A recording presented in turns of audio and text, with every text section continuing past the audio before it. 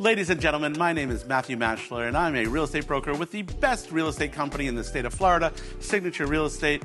And I'm here today to answer the question, can you live in an investment property?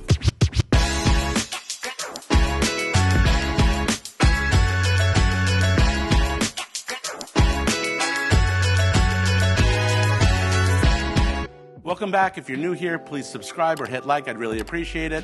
And today we're going to answer the question, can you live in an investment property? This is a question I get a lot. When someone says, I want to buy a foreclosure or I want to buy a short sale, to me, that's code word for I want to get a good deal, right? So I'll ask them, are you an investor? Have you bought a foreclosure before? Have you bought a short sale before? If the answer is no, then that lead is not looking for a foreclosure or a short sale. They're just looking for a good deal on a piece of property. That's not what we're focusing here on this video. We're focusing here on the video is the actual investor, someone who will buy at a foreclosure sale or who will buy short sale or who will buy a property that's listed if they get a good deal on it. If you're going to buy a house to live in, it's your primary residence. Make it your primary residence. One, you get the tax benefit if you live there for at least 2 years, but the bank loan for your primary residence is the best kind of loan you can get. So you can buy that house to live in, and while you're living there, you could do the rehab, do the work that you need to do to make the house better, and then list the property for sale, sell it, make some money, and do it again. So you can constantly be buying primary residence after primary residence after primary residence, not investment property to live in, primary residence, right? So that way you're not committing any bank fraud. If you're buying a property with no intention to live in, that you can't do that. That's bank fraud. But if you're going to buy a property that's a little distressed or needs work, buy it, live in there as your primary residence, get a regular bank loan. Once you renovate it, list it with me, we'll sell it, we'll find a new place, do it again. You can do that all day long or all year long.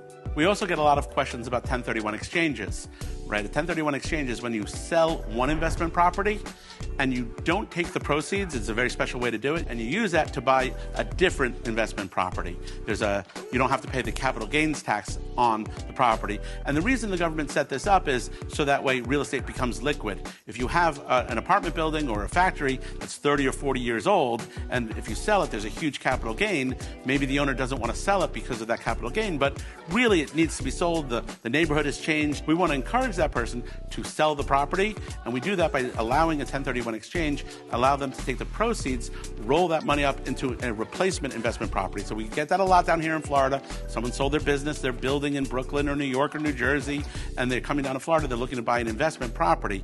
What I see and I'm not happy with is when someone uses that 1031 money to buy their investment property, and then after they buy the investment property, they go live in it, right? No. That 1031 exchange was done for you to replace one investment with another. You cannot use a 1031 exchange to buy an investment property that you just live in, right? Like that doesn't work. That's not kosher. So if you're buying a property to live in, it's not an investment property. If you have to buy an investment property because of a 1031 exchange, you want to buy that property. And I get it. A lot of people, they make it an investment property, they rent it out for a couple of years, and then they decide to move in, and that happens, but you don't want to be doing it right away. You don't want to really give your thumb your nose at the IRS. So to answer your question, can you live in an investment property? I guess what we've come up with is it depends. So hope you enjoyed this video. If you have any more questions, if you want to invest in real estate or have questions about the process or want to buy some real estate, sell some real estate investments because you don't know what you're doing, give us a call. We'll list it. We'll sell it.